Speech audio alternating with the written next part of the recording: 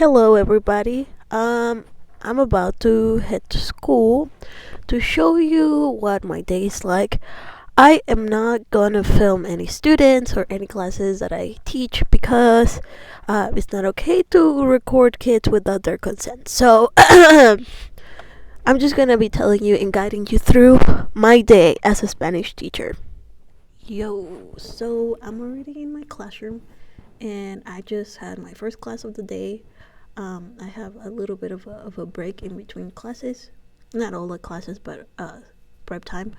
Um, so this morning I had to arrive to school a little bit earlier because I had carpool. And since I work at a private religious school, I also have to do 30 minutes of chapel every single morning with all of my students.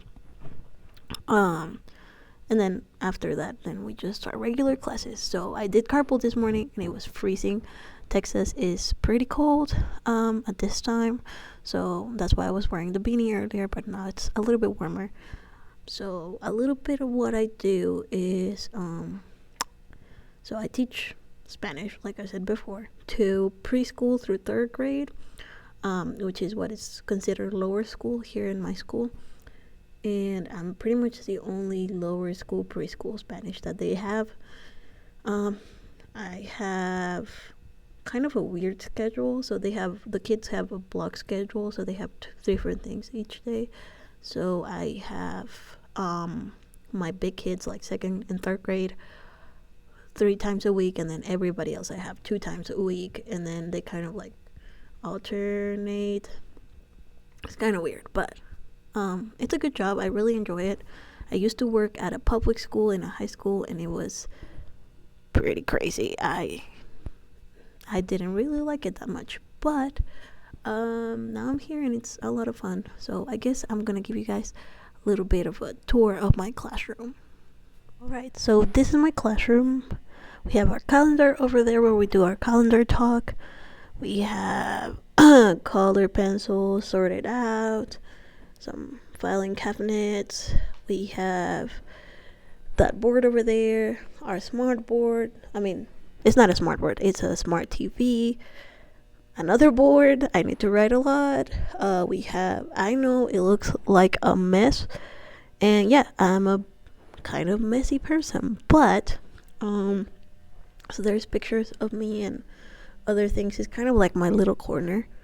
It's kind of dusty up there. I need to clean it, but it's kind of messy, but it's an organized mess. This I got from another teacher who used to work with me at the public school. Mason jar, I don't know why, some folders, and lots of books. Some pictures of me and my friends, my dog. Oh, he's so cute. One plant, a Totoro. I'm a huge fan of Studio Ghibli. My computer, my desktop. They also gave me a laptop. This thing where I have pencils, scissors, stickers, things like that. I have these really cool rugs that have numbers on them, and most of these things were already here when I came here. I just decorated a little bit, so like those words up there, I put a little password. I always ask them how they're doing when they come through the door. The clock, those little thingies, I put those up there, but most of the things were already here. I also used painter's tape to put those mountains on the wall. I used to have some over there, but I took them off because they were peeling off and the kids were playing with it. So my third graders are doing conjugation, and then I have my second graders who are doing numbers, and then I have my younger kids who are doing weather.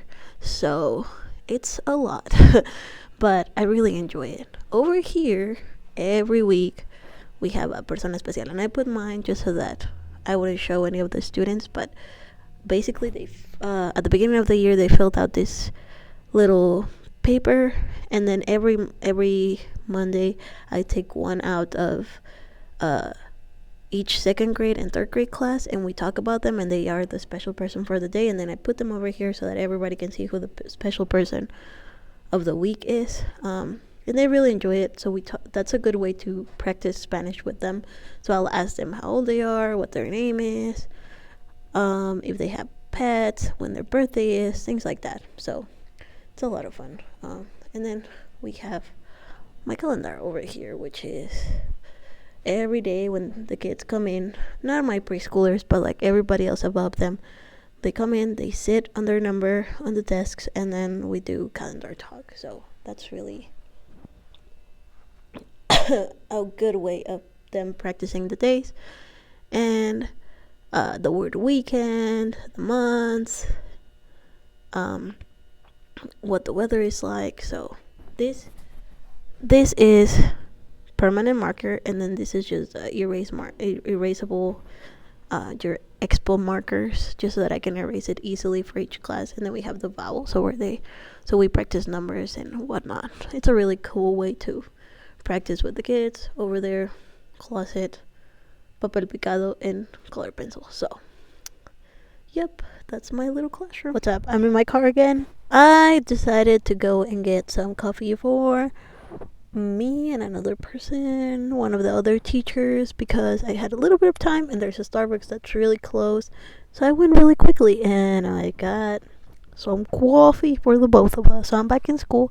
I'm about to go in because pretty soon I'm gonna have my kinder class. The first kinder class of the day. So see you guys in a little bit. By the way, I was in the parking lot of the Starbucks, which is next to an HEB. And like this truck almost hit me because I admit it was my fault, but he didn't stop when he saw me. He was like far. He kept going, and I was like, I know it's my bad, but you could have stopped. So I don't know what his deal was, but anyways, so I'm gonna go back into school. Hello. So now that I'm back in my classroom, when I have time to prep, what I like to do is I like to watch videos of different Spanish teachers who do CI, which is comprehensible input kind of techniques, which is my favorite ones are Spanish Mama, Martina Bex, and El Mundo de Pepita. And I've gotten many activities from them. So I look at videos and I see kind of how they're doing, since I'm so new to working with children and also just being a teacher in general. This is my second year working as a teacher.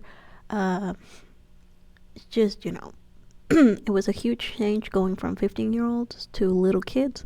So I like to watch videos, I like to get ideas, and I like to see how to be a better teacher.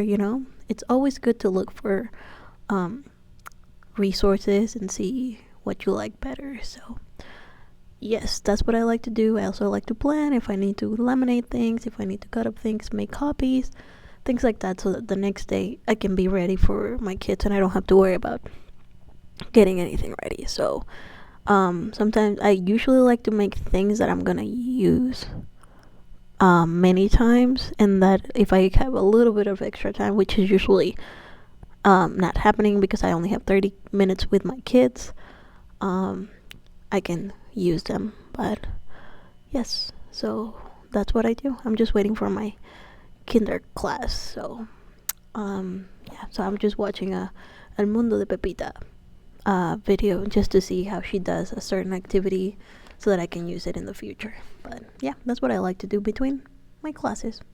And then kinder is gonna come, and then I'm gonna have lunch. So then I'm gonna have 4 classes in a row, back to back, and then I'm gonna have my last class of the day. Usually I have 8 classes a day, so that's fun.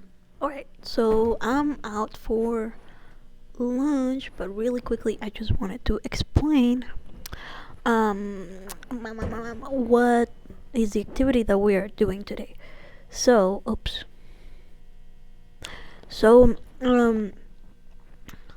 most of my kids were pretty much, even though they were like second graders, third graders, they were pretty much almost at the same level. Some of them knew just a little bit more than the others. So I've been having to teach the grades a lot of the same stuff, which is okay, because next year I'm gonna know what they know, and I'm gonna be able to advance them a lot more. So, but today I'm doing the weather with my younger kids, and I just need to turn the camera around for you guys to see what we're doing. Here I have this board with the words that we need to learn. which is sunny, rainy. This looks like nublade, but it's nublado. Nevando, which is like snowing, and then the question, ¿cómo está el clima? And then I have this song from Super Simple Spanish. I really like their songs. They're very catchy and they are very simple to learn. That's why they're super simple. So they have ¿Cómo está el clima? And I have the kids listen to it for a little bit. Then I sing it and I point at the words. And then they get up and then they start moving and I sing the song ¿Cómo está el clima? ¿Cómo está el clima? Which today they got down the question pretty quickly, so now when I'm up there talking about the weather, they're gonna be able to tell me what the weather or to understand at least the words ¿Cómo está el clima?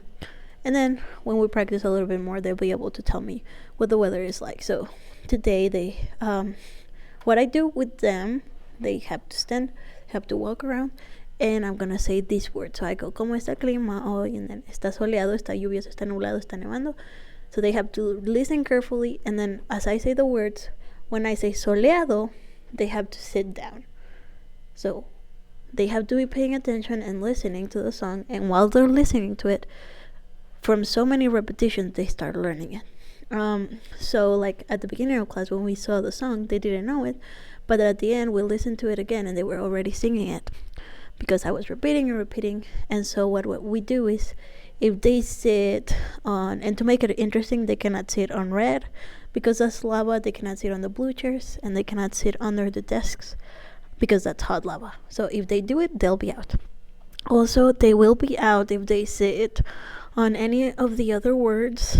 So I'll try to trick them. So I'll say lluvioso like super loud, and that'll make them think that is the word, but it's not. So they'll sit down, take them out. Whoever still standing is gonna be the winner. Pretty simple, but it's a pretty good game. They never get tired of it. They always ask me to play that game, and it's a really simple way for them to learn vocabulary. So I use it all the time for any type of like introduction to vocab, but it's pretty simple, and they have fun with it, and they get to move, which is necessary when you're teaching very young kids. For lunch, I'm just gonna have some tomato soup with a sandwich, and I'm gonna make some tea. So yeah, delicious. Okay. I just got finished with my 4 classes back to back, and I had a few minutes, and I went and I made some more tea because my throat is hurting after talking all the time, just 2 hours in a row. I'm gonna go after this and get my last class, which is a first grade class, which the last class of the day always tends to be kind of crazy, especially with first graders. For some reason, first grade is always like a little bit crazy, but I've survived so far. Let's go get the last class of the day. Alright guys, that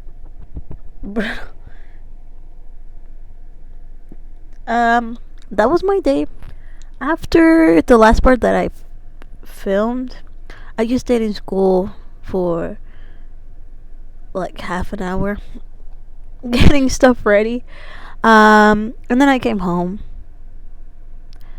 So yeah, say hi, Bruno. And I'm just chilling with my dog. Bruno, where are you going? Oh, I'm just hanging out. I came home, I ate something, and I have a presentation to prepare for my kids, but I'm just gonna do that a little bit later. I'm just hanging out, chilling, enjoying some relaxation time, and then I have to clean, things like that usually. And alright, he just jumped up. At night I usually just do what I need to do, get my clothes ready for the next day. If I need to do something for school, I do it. Sometimes they give us books to read, things like that, things to prepare. And yeah, that's pretty much my whole day. Sometimes I go to taekwondo classes because I've been practicing taekwondo for like almost 5 years. And or sometimes I just take out my dog and take him to the park, and that's it. I hope you guys enjoyed it.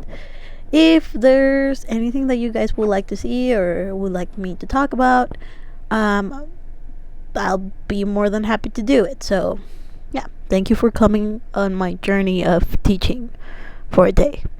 Have a good night. Oh, ew.